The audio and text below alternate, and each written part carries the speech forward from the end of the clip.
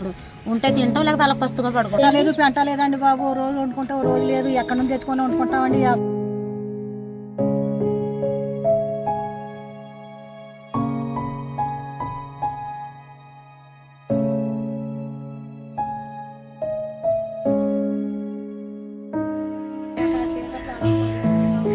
వానండి మధ్యన మాకు తీసుకురండి బాబు.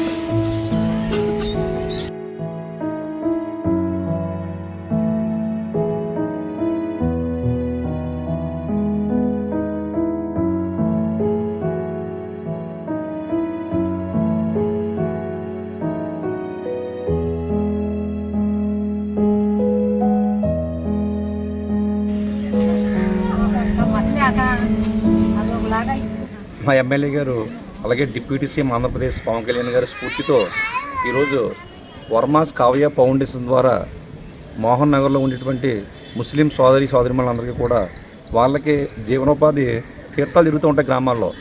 అందరూ వీళ్ళు బుడగలు అమ్ముతూ ఉంటారు. గత 15 రోజుల నుంచి కురుస్తున్న వర్షాలకి వీళ్ళకి ఎక్కడా కూడా ఏ గ్రామాల్లో కూడా సంబరాలు కానీ తీర్థాలు కానీ జరగకపోవడంతో జీవనోపాధి పూర్తిగా కోల్పోయారు.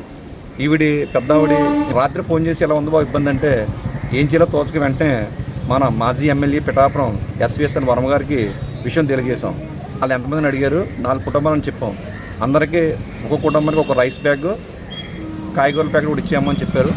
ఆయన వర్మాస్ కావ్య ఫౌండేషన్ ద్వారా ఈరోజు వీళ్ళకి సహాయం అందించినందుకు పిఠాపురం మాజీ ఎమ్మెల్యే ఎస్విఎస్ఎన్ వర్మ గారికి కృతజ్ఞతలు వీళ్ళ ద్వారా మేము చెప్తూ ఉన్నాం. జై హింద్.